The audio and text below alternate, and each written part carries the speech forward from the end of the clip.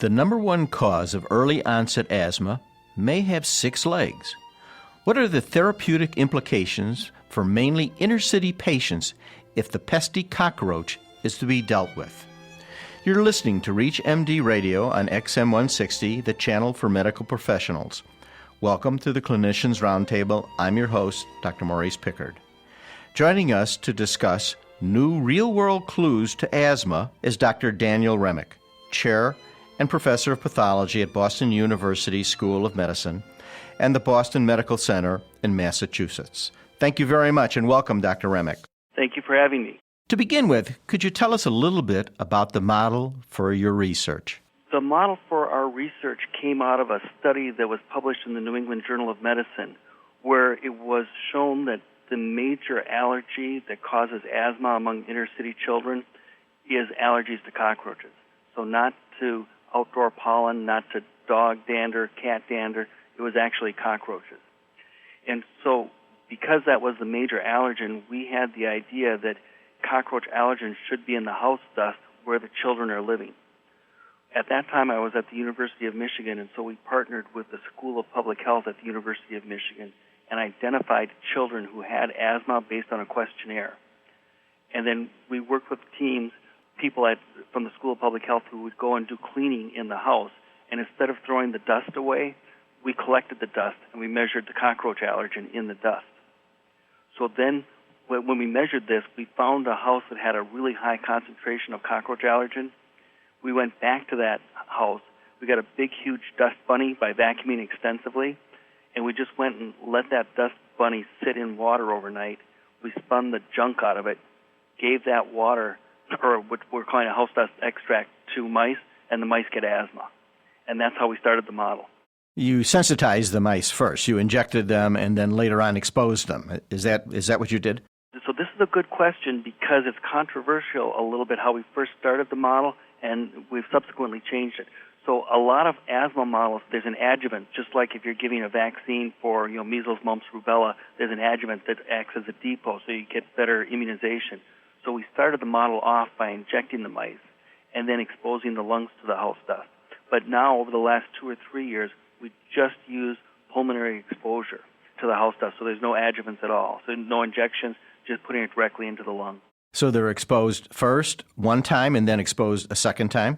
We do a total of 3 exposures. The first time is a sensitization, and then 2 weeks later we do one challenge, and then 3 weeks, so 3 weeks from the very first challenge, 1 week after the second challenge, we give them their final challenge, and then we follow the asthmatic response after that.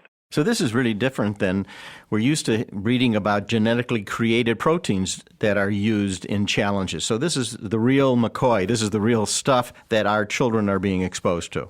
That's correct. And there's a couple of things that are different about the model. One is we use 1,000 times less allergen than a typical asthma model where they usually use ovalbumin or egg white.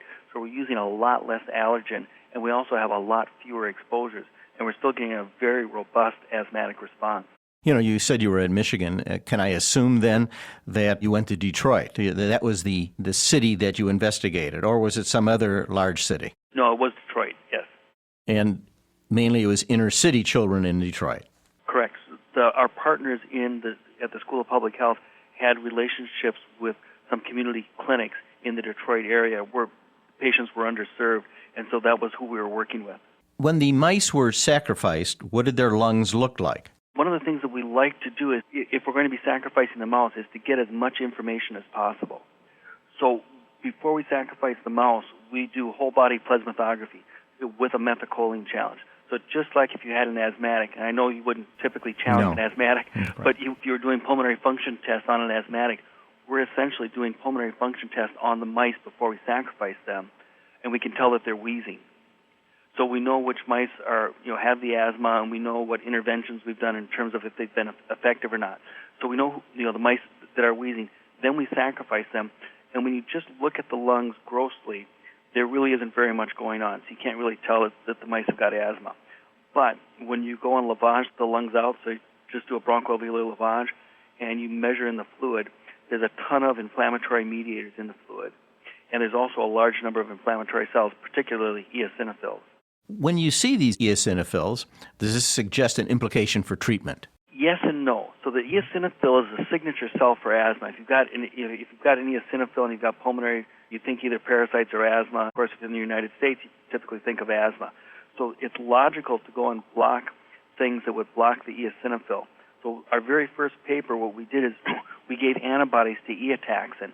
And eotaxin is a chemokine that attracts and activates eosinophils. That's why it has the name eotaxin.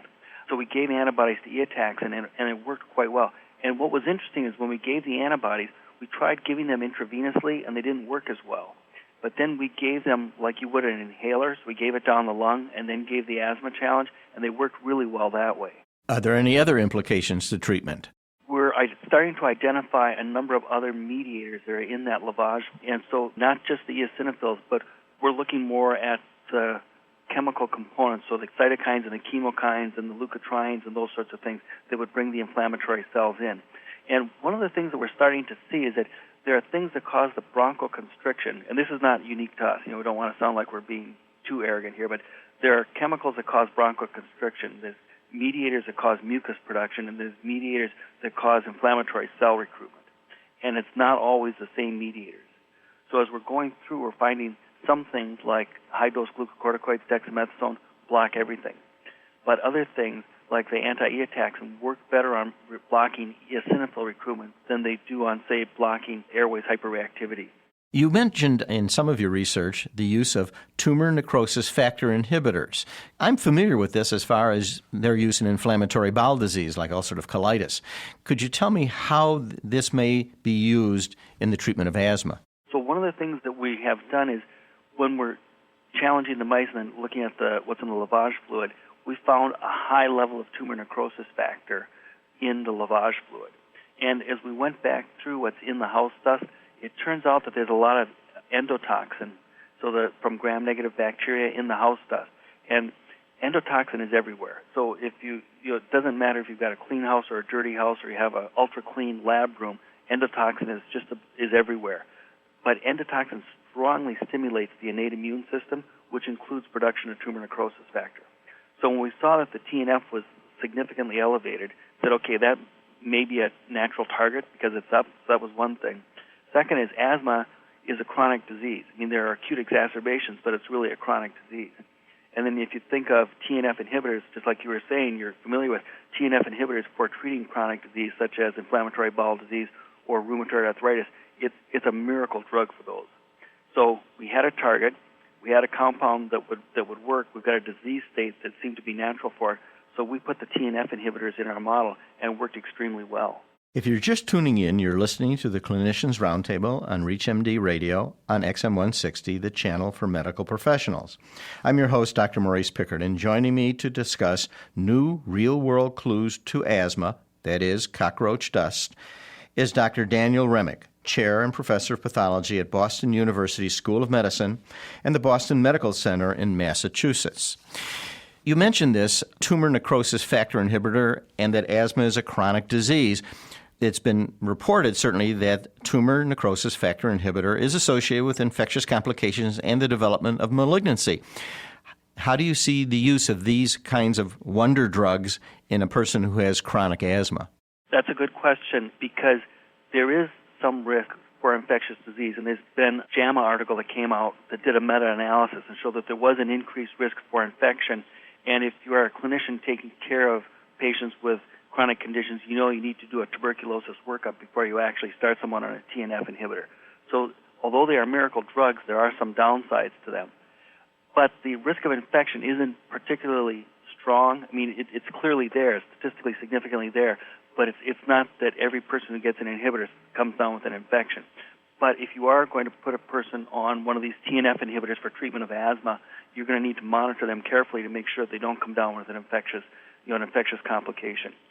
So the other thing is that we think, and we're not sure, but we think it may work for a TNF inhibitor because it's being made in the lung to just give it as a broncho inhaler.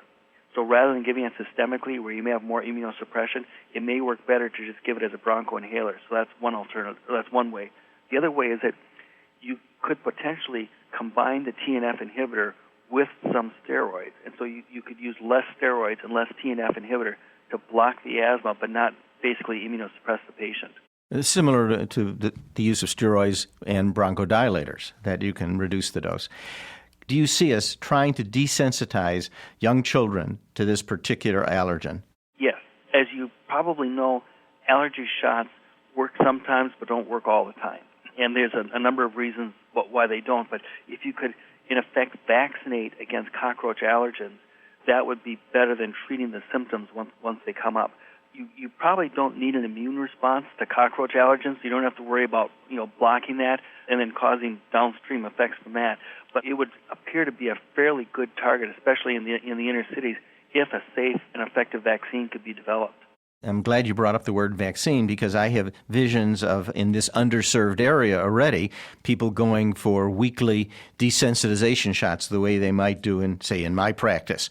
It doesn't seem really practical, or at least my initial response, it doesn't seem practical in an already underserved area that's having difficulty getting medical care to suddenly now add this added burden of going regularly. But a vaccine that you might give just once or twice might make sense. And part of the problem with the vaccine development for allergens is that a lot of the allergens are proteases. And so if you try to immunize with the allergen, it chews itself up. And so the protease, while the allergen is sitting out at 25 degrees Celsius, it's not as active. But when you put it into the body and you raise the temperature to 37 degrees Celsius, now the protease is going to get active. And so there's some work going on right now about possibly putting protease inhibitors along with the allergens for doing immunizations, so that you could potentially prevent that protease from degrading itself and you'd get a better immunization. This all revolves around, like everything in medical care nowadays, cost. And certainly the cost of frequent visits to the emergency room by children in the inner city or in any part of the United States has tremendous cost. Do you see any way that the program we might have for treating cockroach allergy might reduce costs? And do you see really the economic stimulus package getting involved in asthma research? I think at this point the research is still a little too early to go and have a 2-year horizon, which is what the economic stimulus package is supposed to cover. So it'd be hard to try to translate this during a 2-year interval, because these papers are relatively recent out of our basic science lab. So maybe too soon for that. But in terms of the economic impact is actually pretty large. And I talked about the original New England Journal of Medicine article where they identified the cockroach allergen. They actually correlated it with a number of things such as emergency room visits, days of school loss, days of work lost by the parents because they had to take their children to the doctor. So the economic impact of this is extremely large. We've always considered asthma a type 1 hypersensitivity response, that it was really an adaptive immune response. Your data suggests that there's an innate immune response. Is there a conflict in this thinking? I don't know if I'd say a conflict, as more of an evolution, and that we could be, both are true. So in other words, it could be a component for the innate immune system and a component of the classic type 1 hypersensitivity, and both of them are working together to actually contribute to the asthmatic response. So it's not that it's one or the other, but I think they both may be working together. And this concept is actually holding up in things like transplant rejection, because transplant rejection is a classic delayed type hypersensitivity reaction that shouldn't involve the innate system at all. But they're finding that things that modulate the innate system are also having impacts on the transplant rejection. We've been talking about the cutting edge of medicine. Can we talk a little bit about the hygiene hypothesis of getting rid of cockroaches? What can be done on a soap and water basis? Just cleaning up soap and water is probably going to help, but it may not help that much. What may be more important, though, is what's called integrated pest management. And so for that, what you're doing is you're going into the apartments or the places where the children have asthma, where there's a significant cockroach infestation. And so you do not just kill the cockroaches that you can see, but you do integrated pest management. And I'm not an expert in this area, but it works long term to reduce the cockroach levels in the homes. I want to thank my guest from Boston University School of Medicine, Dr. Daniel Remick. We've been speaking about new research that suggests cockroach excrements found in inner-city household dust might offer clues to the development of asthma in these communities. I'm Dr. Maurice Pickard, and you've been listening to the Clinicians Roundtable from ReachMD Radio on XM 160, the channel for medical professionals. ReachMD, online, on demand, and on air. Please visit us at reachmd.com, and thank you for listening.